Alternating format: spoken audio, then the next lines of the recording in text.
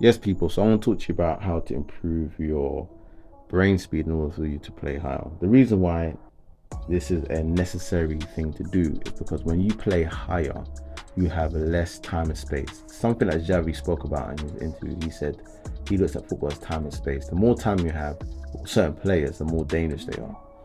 And he was saying, at the highest level, which is true, the time and space on the pitch goes smaller. It minimizes, and that's the difference between those quality players and those players who are not able to perform at the level. Is this if they can execute when there's pressure, there's less time on the ball, and most players struggle with that.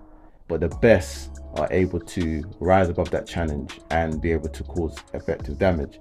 And I remember when I was at Tower Hamlets before I went to Spain, one of the coaches there, Ade, and his assistant, he used to always talk about the difference between the reason why you guys are on a semi-professional contract as opposed to these guys at West Ham who he was at and doing the scouting for, etc. or on a pro.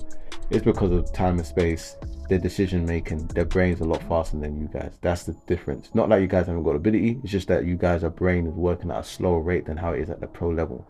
That's why they do a lot of stuff like one touch, small-sided games. All that stuff causes you to think faster. When you go and play at a high level, they rarely do a lot of big 11v11 games unless they're doing tactical work. But most of the time it's small-sided games because that causes your brain to have to think quicker, less time on the ball. They do conditions either one touch or two touch, etc. That stuff helps speed up your brain.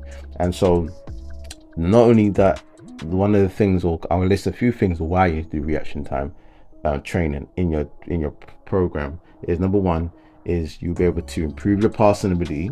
It forces you to improve your pass ability at a tempo rate. Anyone can do 100 passes with no pressure, but can you do a quality pass when you have less time? That's a different type of passing.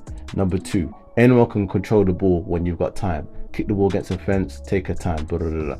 Can you improve the ball? Can you control the ball when you have less time? When you know a man's up your back, can you chest it and bring it down? Like Gabriel Jesus is very good at controlling the ball, knowing that he's got a bit of pressure on time. He's fantastic at doing that. And I feel that this is the big thing when it comes to playing at a high level. Can you do what you're doing in your training sessions in tempo situation? And majority of you cannot. Number two, also saying the third one is to be able to increase your mental focus.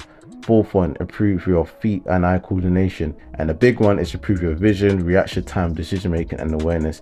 And the most important thing is to train your neural pathways from the brain to the muscles for them to basically think or fire faster. So therefore your speed of movement and everything looks a lot quicker. And I'll give you a few drills. One of the drills I used to do, which was standing, a cone will be there, and where they'll switch on, app will just flip to a different color, and I just react to it, and I do it at 0 to 100 of a second. I actually have a program, and I spoke about every Friday or the day before a game. Majority of the professional players, they will do reaction drills. So a lot of competitions, like you've seen in the video above me, they'll do that sort of stuff because it helps fire the brains, keep the brains active.